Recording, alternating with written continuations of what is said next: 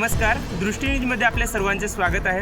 आज मी महालक्ष्मी या ठिकाणी आताच आपण बघत होतो 20 तारखेला ह्याच जंगलामध्ये एक आग लागली होती आणि त्यावेळेस प्रशासनाने वनवा विझवण्यासाठी त्यांना यश आलेलं होतं। मात्र काही दिवसातच जेमतेम 15-20 दिवस उजळत नाही तोपर्यंत दुसरीकडे एक आग लागताना आपल्याला भेटली। कारण की हे वनवा आहे, हा वनवा या उन्हाच्या कडक उन्हामध्ये हे वनवी लागत असतात आणि यासाठी खूप अशी काही कारणे असतात। कुणी राग पेटवत असतं तर कुणी होती एखादं माचीस सिगारेट असेल या तो माचीस असेल, प्रत्येक वेगवेगळी कारणं असतात आणि या कारणांमुळे ही आग लागत असते।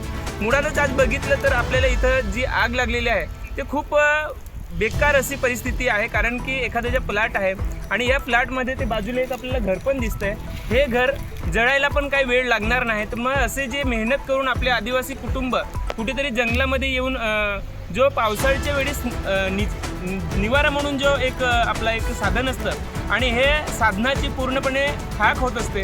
त्याचबरोबर आपल्या इथे कंपाऊंड असते त्यांची आणि ते कंपाऊंडलाही आग लागत असते, पुन्हा नव्याने त्यांना कंपाऊंड करावी लागते। तसेच इथं पक्षी असतात, जे जंगलातील काही प्राणी असतात, या प्राण्यांचे जे निवारा म्हणून जे साधन म्हणून एक जंगल आहे आणि ह्या जंगलांमध्ये जर असे आगी जर लागल्या तर नक्की ते यांचं घर असेल ते उद्ध्वस्त होतं आणि या प्राण्यांना खरंच खूप असं नुकसान होत असतं। आणि हे नुकसान टाळण्यासाठी प्रशासन विभागाने याकडे दखल घेणं गरजेचे आहेच। मात्र ज्यांच्या फ्लॅट असेल किंवा जो अग्नी लावणारा असेल ह्यांनीही तेवढीच काळजी घेणं गरजेचे आहे। कारण उन्हाच्या दिवसामध्ये असे एकदा जर वनवा लागला तर हा थांबवण्यासाठी खूप काही मेहनत लागते।